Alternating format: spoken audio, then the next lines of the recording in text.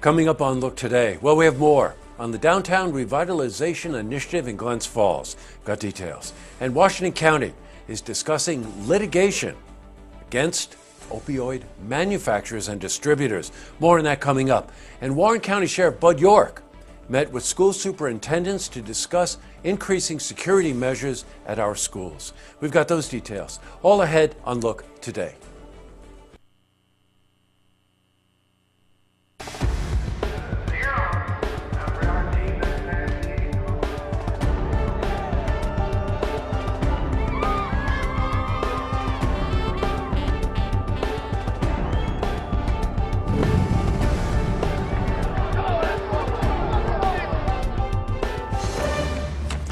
Welcome, everyone. Happy Friday. I'm Jay Hood Jackson. This is Look Today. On tonight's program, I sit down with Marty Vonnex. He's the president of the Saratoga County Prosperity Partnership, and he's here to discuss the Saratoga County Economic Index and a luncheon that's taking place Thursday, March 29. I also sit down with Maggie Frank. She's the executive director of Wellspring. And we're joined by Dave Sunkus. He's athletic director of Ballston Spa High School. And they're here to talk about an upcoming fundraiser called Changemakers that's happening on March 28th, where Dave will be honored. Also got your weekend weather for the Tri-North counties, but first, these headline stories. Well, in our lead story, we've got more updates on the Downtown Revitalization Initiative in Glens Falls. Grants are now available from the $10 million DRI fund, which will allow businesses to improve the exterior of their buildings. Now, applications are being accepted until April 27th. Now, the maximum award is $40,000, and businesses must be able to match 50%. We spoke to Ed Bartholomew, president of Warren County EDC. $100,000 has been set aside for the facade program, which will be a matching fund of 50% up to a maximum of $40,000. So that means we're probably going to have anywhere from 4 to 6 applicants once we get through the application process. The process is now open and it'll close April 27th. You know, I was on Glen Street this morning, and as I was walking down Glen Street, I was admiring the architecture. This is a wonderful opportunity for downtown business owners and building owners to improve the facades of those buildings. In other news, Washington County Board of Supervisors met on Wednesday with law firms to discuss the possibility of taking litigation action against opioid manufacturers and distributors. Now, Washington County is the third county in the region to discuss possible legal action to help stop this opioid pandemic. Now, as you know, one of the leading causes in overdoses and the buying of illegal substances starts with overprescribing opioids.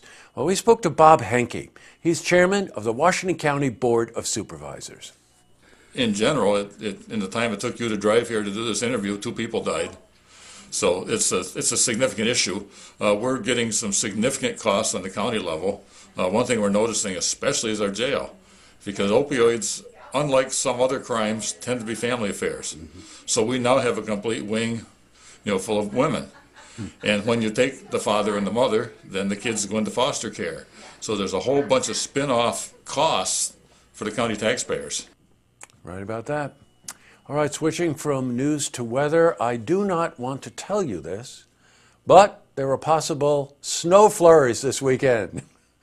Let's see how the weekend's shaping up. For a more detailed look at our weather, let's head to the Glens Falls Weather Center for a look at your first weekend forecast.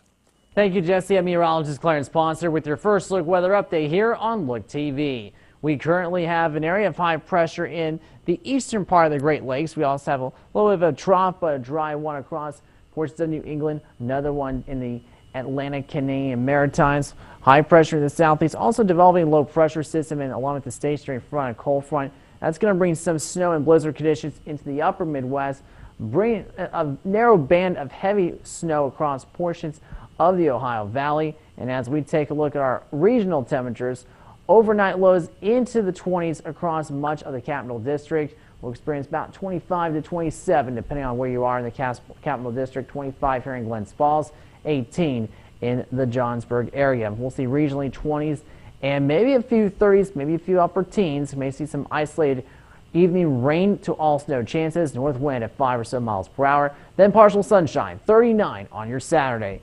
We'll experience partial sunshine as you walk out the door with mid to upper 20s, with wind chills down to the lower 20s. And we'll continue to see an isolated snow chance on Sunday with a high of 41 degrees after a beautiful Saturday of partial sunshine.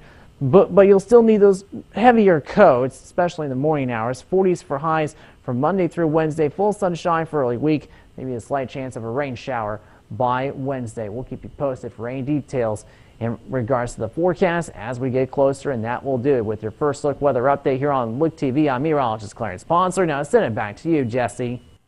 We love you, Clarence. Back to the news. Recently, Warren County Sheriff Bud York met with a number of school superintendents in our area to discuss better security measures for schools. Now, the sheriff is calling for more armed police officers present at schools to provide more protection. Now, the sheriff also stated, we've got many retired police officers who are looking for part-time work. This might work out.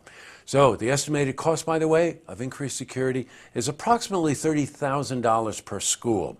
Well, next week, we're going to be continuing our conversation with high school students about the issues of gun control and safety. Up next, I sit down with Marty Vanix. He's president, Saratoga County Prosperity Partnership.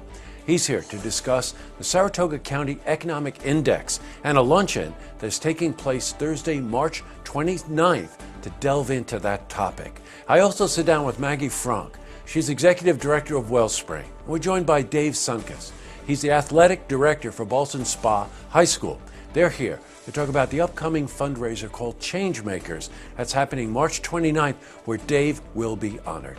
But first, if you see news happening, you want to share a story idea, how about join us for an interview? Then give us a call on the hotline. The number is 798-8000. Well, that's all the time we have for this edition of Look Today. We made it to Friday. Yay. So we thank the crew. That's everybody here who makes all of these shows possible each and every week. Ladies first, Antoinette and Dana. But of course, we've got Andrew the Convincer, and we've got Drew. And we have Jack and Joel, we have Norm, and we have the Bat. Yes, the Bat. These, as I said, are the people who make everything here possible. So thank you, everybody. A couple of things about this weekend. Adirondack Ballet Theater starts tonight, Wizard of Oz, but it's also, there are performances on Sunday as well. Really try to support that dance troupe. They're really something. At the Shirt Factory in Glens Falls, I think it's tomorrow, Saturday. Check, okay? It's that really insane, spicy food kind of festival with all kinds of music and arts and crafts. A really nice event on a Saturday afternoon. And I know it's a little bit late, but tonight at the GE Theater at Proctor's, some of the best artists in our region are getting together to perform some music of the Beatles. I think it starts at like 7:30, so if you catch an early one, you want to head down there. I think that's it. Have a safe weekend, everybody. There might be some snow, but as you saw in the forecast, if we make it to the middle of next week, 49 degrees, sunshine. That's it.